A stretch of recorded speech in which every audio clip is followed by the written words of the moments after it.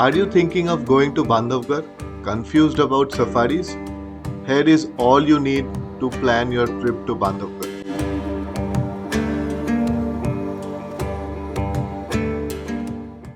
Hello and welcome back to our channel Triple Carry. Hi, this is Anandita. Hello, this is Saptarshi.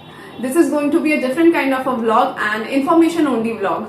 As you all know, we completed a recent road trip to Madhya Pradesh and we thought of sharing some information with you so that you can plan your safaris and stays.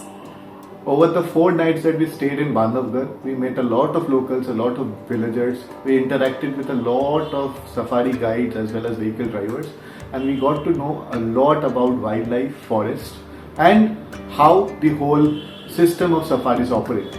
We have tried to assimilate all the information that we have gathered and to present to you so that it would be easier for you guys to travel as well as plan your stay in Bandhavgarh. In our vlog today, the most important topic of discussion would be safaris and stuff related to safaris. Even though we are going to cover some other bits as well which will help you travel. We took 5 core zone safaris in Bandhavgarh and we will discuss only about core zone safaris because our knowledge is limited to core zones only. We did not take any safaris to the buffer zones. The 3 core zones, namely Tala, Magdi and Khitoli, which Anindita will delve into later. So watch this video till the end because this video is laced with info all over. We will start off with the booking process. So we booked our online permits at the link given below. Even though we booked our online permits a month before commencing the tour, we could not get hold of an entire jeep.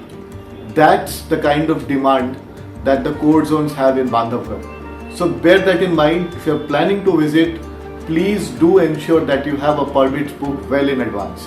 For the onwards, there are 2 kinds of booking that you can avail. One is you can book the entire jeep, and that is recommended if you are with your family. The other option, which is a more budget friendly option if you are a solo traveler or somebody who is on a very tight budget, it is the single seater option.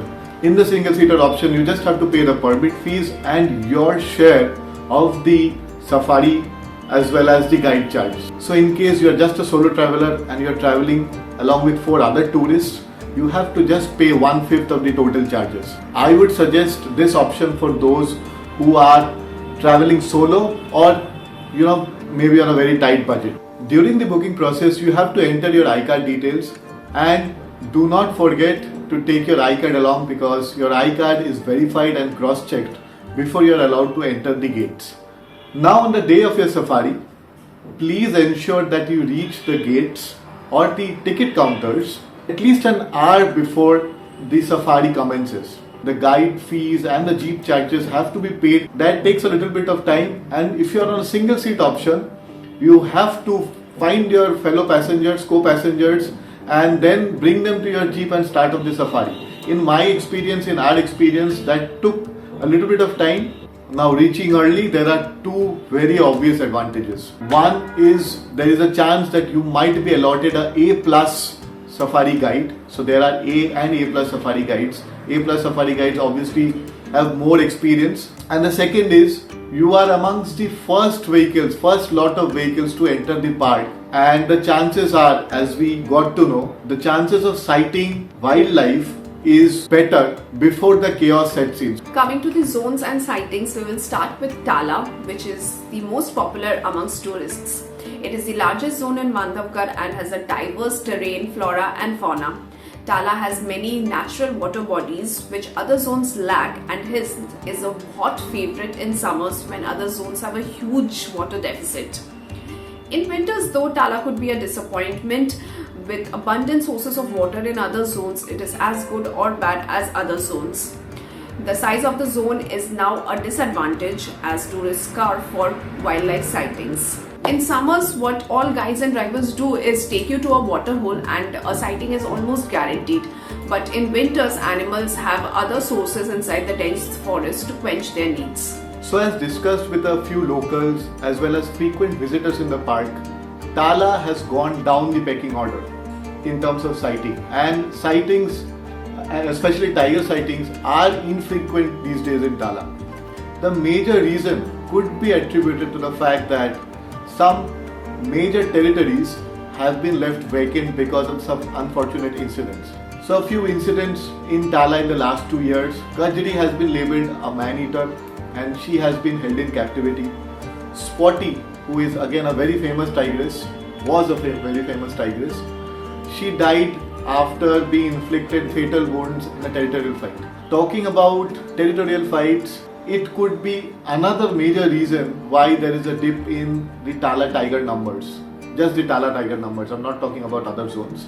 And if you check the news articles that were published in December, it was reported that there were 3 deaths in December alone, and all those deaths were attributed to territorial fight. As we keep a keen and close watch on Bandhavgarh and Bandhavgarh news, it has come to our attention that a lot of tiger and tigress are on the run because of significant tusker movement in the elephant corridor.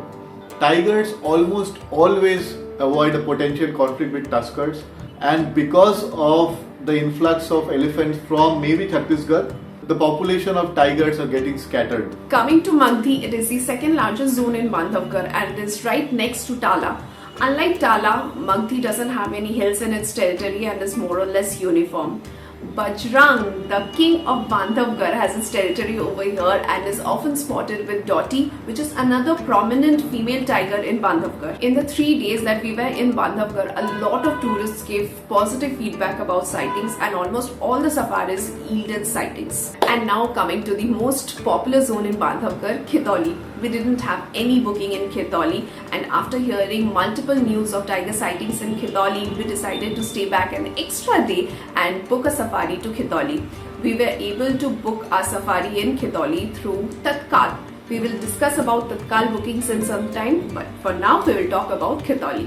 Khitoli is the zone which covers the least amount of hectares in Bandhavgarh core zones, but strangely the tiger sightings this winter was a major hit. Density per zone could be more here. I did not come across a single visitor who came back empty-handed from Khitoli. Tigers, leopards, bison, bears, you name it, and Khitoli displayed a whole package this winter and therefore is our top pick for tiger safaris in Bandhavgarh. One important information regarding Magdi and Khitoli is that the gates are almost 7 to 8 kilometers away from the counter, so reach the counters well in advance. We did this mistake of thinking that the Magdi gate is as near as the Tala gate and we missed a major tiger sighting. So before we move on to the last topic of discussion, which is accommodation and stays, let's briefly discuss on Tatkal bookings. Try the online Tatkal booking process from the same website that I mentioned earlier. The Tatkal slots for online open at 5 p.m. prior to the day of your safari. Now in my experience and from what I've gathered, you have to be in extreme luck to get hold of online Tatkal bookings.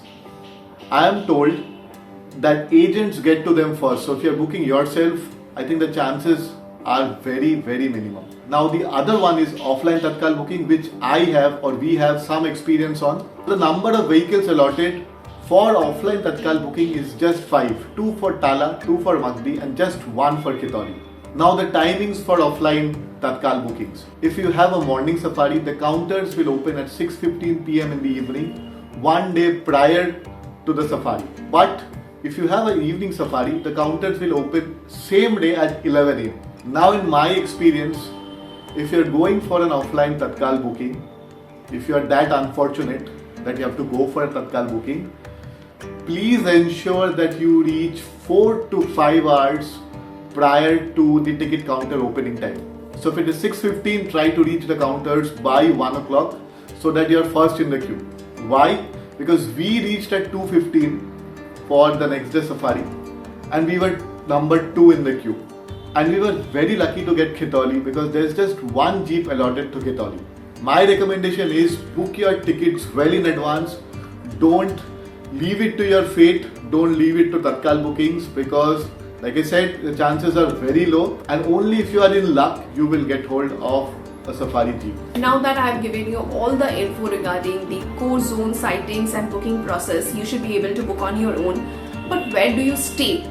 If you have your own vehicle or you have a rented vehicle and you do not have any constraints related to vehicle to travel to the Tala counter, I would suggest you stay away from the crowd and enjoy the beautiful green side of Bandhavgarh.